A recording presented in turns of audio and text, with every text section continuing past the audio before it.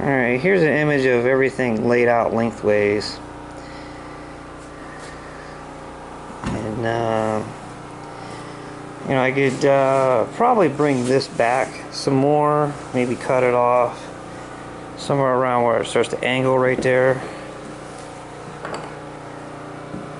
So yeah, I did it. The stinking frame's cut out of there. But this thing's kind of long. I have the 300EX sitting behind it. You know, there's a kind of a frame of reference to what this thing is, and it's like to shorten it up, you're gonna have to sit higher, kind of like that seat on that bucket. You know, in order to shorten it up to where. All right, go ahead, Donovan. Go sit on that seat once.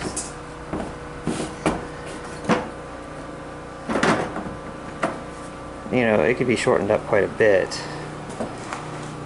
Now granted, you know, this frame's going to be coming up, but I mean, if you had the same distance with that seat or that bucket to this floor, definitely could be shortened up. But, I don't know.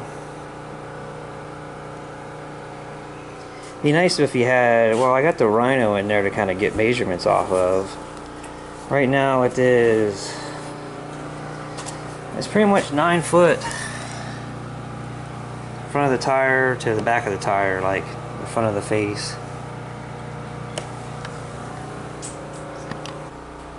Alright, shorten things up. Put a tire underneath the seat instead of the 5-gallon bucket. Because like when Donovan was sitting there, his feet was touching like flat on the floor. And shorten it up 5 inches or 6 inches right here.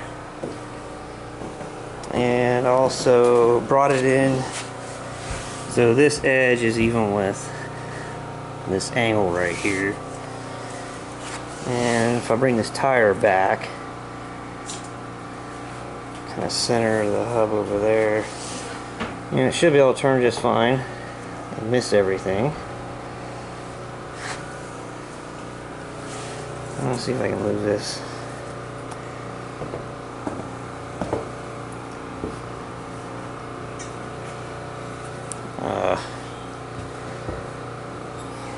Alright, so back here we get the tape measure.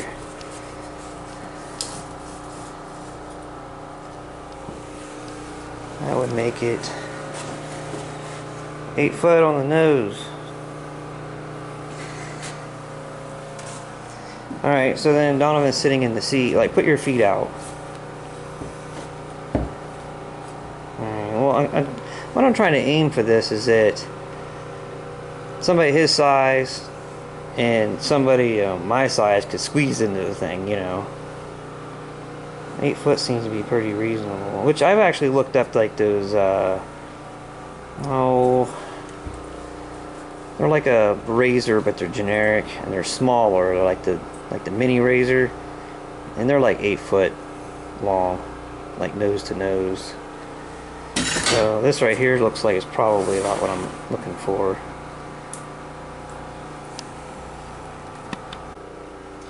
Yeah, I relocated everything, put that back where it was, and then I actually just shortened it off right here. I actually shortened it up 7.5 inches, and this is a 22.5 degree cut, so that's what's what's on this piece as well.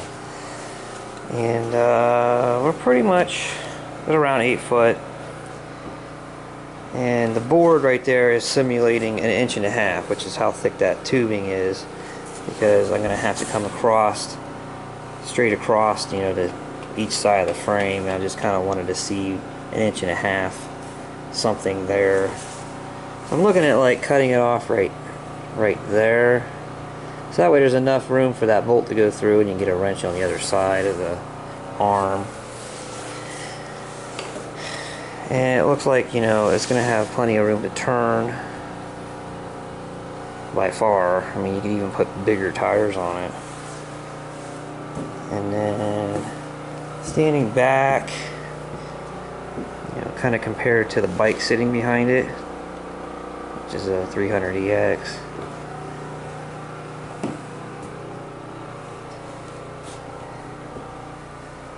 So I think that's a pretty good thing. And I sat on that, and you know, I think he's 10 years old, maybe 11. I don't know. He's kind of small for his age. How old are you? 12. 12. Yeah, he's small for his age. But I guess start welding this stuff together, recut those. Just standing here looking at this, and I've always wanted to build something like this, and I actually made some attempts in the past of building something like this, and it's just too bad that this thing's gonna have a 200cc, you know, tiller generator engine on it.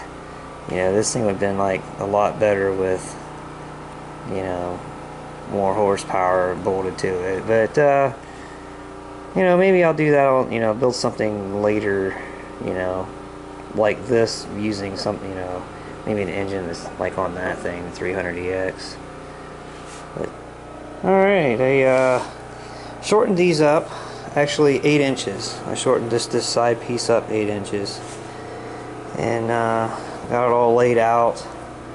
I'm gonna tack it on each one of these, and then flip it over and see how crooked it is, you know, because it's sitting on this floor. It's all I have is a reference to making something flat, and floor is pretty level, but you know, flipping it over, and then maybe try to figure out like a halfway position once it's flipped over, you know, to try to figure out how to get it perfectly square, or not square but flat.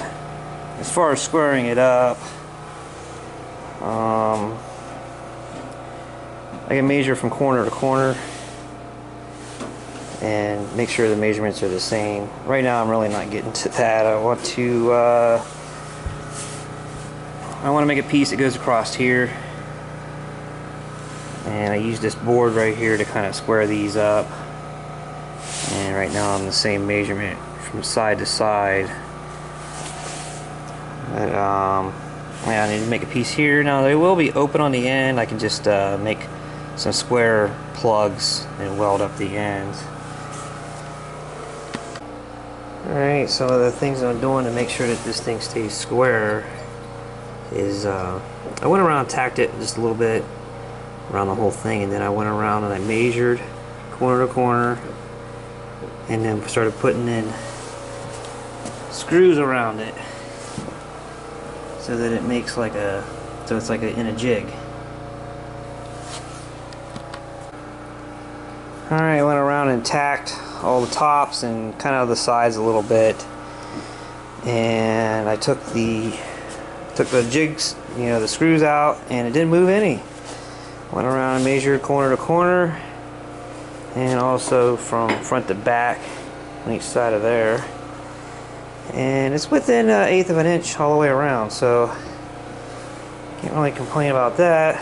So up next, I'm gonna flip it over, see what happens. Flipped it over, and sits exactly the same way on the floor as it did before I flipped it, so it must mean it's flat and it's also square.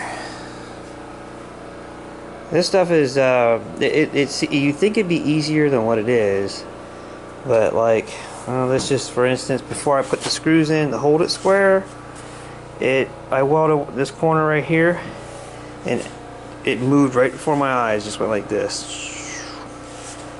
So it's very difficult to hold something like this straight. Alright, trimmed off some more off those, you know, the back end of this frame piece, and you know, closer to the, I'm about 1 inch more than what I was going to do, but this will work. And I cleaned off, you know, most of the paint so I can weld it up, and I currently got it set on an angle, you know, just like a 300EX would be. You know, so that way the steering kind of leans whenever you turn it. How this ends up being suspension wise, you know, who knows, you know, it might do funny stuff when it travels, but yeah, we'll see what happens. You know, there's nothing I can really do far as, you know, how it's going to work. But, well, not all in there anyways. Currently got the top side tacked. This is the, you know, bottom of the unit. Got it all welded up on this side. And just keep working my way around. This 300DX frame is hard to weld. It's only 60 thousandths thick. Where, you know, like everything I'm using here that I bought is 1/8 inch thick. So there's no wonder that these frames, you know, end up cracking somewhere, because I mean it's just hard to weld it up. Well, I got that front end all welded on there. Kind of looking at this, you know, and I already have those bars right there changed out to run a 400EX bumper. I have to get like one of those sweet ass bumpers to put on there, you know, to top it off on the front end. But well, I have to weld up the whole thing, and we can start building off of it.